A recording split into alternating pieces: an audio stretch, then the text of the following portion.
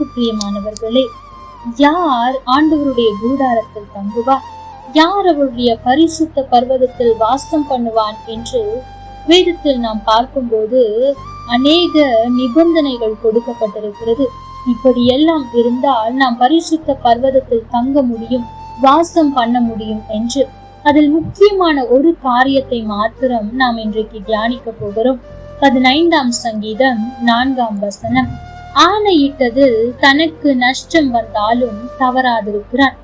ஆம் தேவ ஜனமே, நாம் பரிசுத்த பர்வதத்தில் தங்கி இருக்க வேண்டும் என்றால், வாசமா இருக்க வேண்டும் என்றால், ஆண்டவர் நம்மிடத்தில் எதிர்பார்க்கிற ஒரு காரியம் சொல்லுவதை செய்வது. நாம் ஒன்றை சொல்லிவிட்டால் அதற்கு எவ்வளவு நஷ்டம் வந்தாலும் அதை காப்பாற்ற வேண்டும் என்று ஆண்டவர் விரும்புகிறார். ஒருவேளை இந்த உலகத்தில் அநேக அரசியல்வாதிகள் சொல்வதை செய்வோம், செய்வதைத்தான் சொல்வோம் என்று சொல்லுகிறார்கள். ஆனால் அந்த ஆட்சியின் முடிவில் சொன்னதை எவ்வளவு செய்திருக்கிறார்கள் என்று எண்ணி பார்ப்போமானால் அநேக ஏமாற்றங்கள் தான் உண்டு. ஆனால் ஆண்டவராகிய இயேசு கிறிஸ்து வேதத்தில் எதை எல்லாம் சொன்னாரோ அதை எல்லாம் நிறைவேற்றினார்.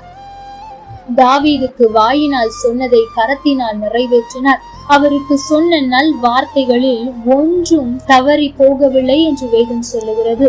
ஆம் தேவ ஜனமே, இன்றைக்கும் அவருடைய பிள்ளைகளாய் இருக்கிற நீங்களும் நானும் அப்படி இருக்க வேண்டும் என்று ஆண்டவர் விரும்புகிறார்.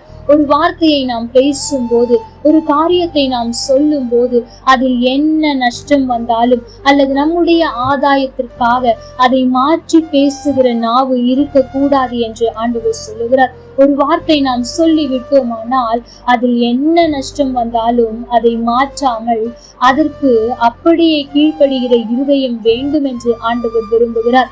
தேவ ஜனமே, இன்றைக்கு நம்ம எத்தனை பேர் அப்படி இருக்கிறோம் என்பதை சிந்தித்து பாருங்கள். இன்றைக்கு மாற்றி பேசுகிற நாவு சிறு வயதில் பள்ளிக்கூடத்திலே ஆரம்பமாகிறது. அநேக நேரத்தில் வீட்டு பாடம் செய்யாமல் போவோம். ஆனால் ஆசிரியர் கேட்கும் போது மறந்து எழுதிவிட்டேன், ஆனால் மறந்து வீட்டில் வைத்து விட்டோம் என்று அங்கு போய் சொல்ல ஆரம்பிக்கிறோம். இப்படியாய் அநேக இடங்களில் நம்முடைய நலனுக்காக, நாம் காப்பாற்றப்பட வேண்டும் என்பதற்காக அநேக நேரத்தில் மாற்றி பேசுகிறோமே. அப்படி அல்ல. என்ன நஷ்டம் வந்தாலும், என்ன வேதனை வந்தாலும், நான் ஒரு காரியத்தை சொன்னால் அதை மாற்ற மாட்டேன், உண்மையாய் இருப்பேன் என்று பொருத்தனை செய்து வாழ்ந்து பாருங்கள். அவர்கள் நிச்சயம் ஆண்டவரோடு வாசம் பண்ண முடியும், அவரோடு கூட பரிசுத்த பர்வதத்தில் தங்க முடியும். இந்த வார்த்தையை கேட்கிற என் அன்பு மகனே, என் அன்பு மகளே, நம்முடைய நலனுக்காக எத்தனை முறை எவ்வளவு காரியத்தை மாற்றி பேசி இருக்கிறோம் என்பதை சிந்தித்து பாருங்கள். இனி மாற்றி பேசுகிற இருதயம் வேண்டாம். ஆண்டவரை போல, வேதத்தில் சொல்லப்பட்டதை போல உள்ளதை உள்ளதென்றும் இல்லதை இல்லதென்றும் சொல்லுங்கள். இதற்கு மிஞ்சினது தீமையினால் வரும் என்று வேதம் சொல்லுகிறது.